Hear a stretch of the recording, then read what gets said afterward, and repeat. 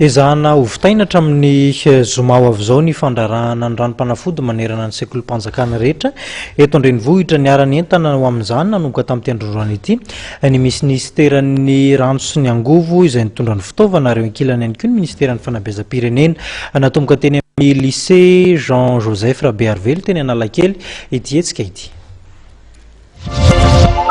Nianga teo Analakely androany ny fandrarahana fanafody mba hiarahana ireo mpianatra eny anivon'ny sekoly. Raha tsy aivana dia na ato aloha ny fampianarana hatramin'ny zoma ho avy izao. Sekoly andrarahana fanafody ny sekoly publique ny sekoly privé rehetra dia maka tsy misy volarona ariary aza ny fanafody atsy amin'ny EPP Analakely etsika eto amin'ny lycée atsy amin'ny EPP Analakely manomboka amin'ny sivy dia maka sekoly privé rehetra izy indray no manaraka ny fanafody fa ny fanafody disponible amin'ny EPP. Ny ministeran'ny Rano ny Angovo ary ny akoranafo no mitondra ireo fitaovana entina nanatanterana ny fandrarahana fanafody etsika izay itohy eraky ny faritra. Entitra ny gouvernement amin'ny resaka peste raha ny fanamariana noentin'ny ministra. Entitra mihitsy ny gouvernement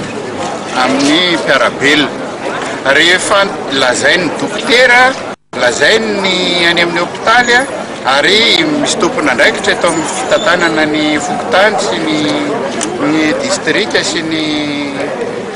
région hoe voampesta le olona dia voampesta izay dia anaovana ny fombafomba rehetra iarovana ny mpiara-monina rehetrarehetra ny vahoaka malagasy lasa fietsisetsala za zany dia miteraka fahavoazana mambesimara raha ohatra isika ka tsy anaiky hotsaboana voalohany izay olona vo ary sanatry misy maty dia tsy tokony ho andrasana le olona hitangoronana andrasana fa misy olona natokana hikarakarana zany dia manao fiarovana rehetra. Ankoatra ny etika izay atao eny anivon'ny sekoly dia misy ihany koa ny fanadiovana faobe na ny opération coup de poing ho tanterahana izay anentanana ny fokotany sy ny ben'ny tanàna rehetra.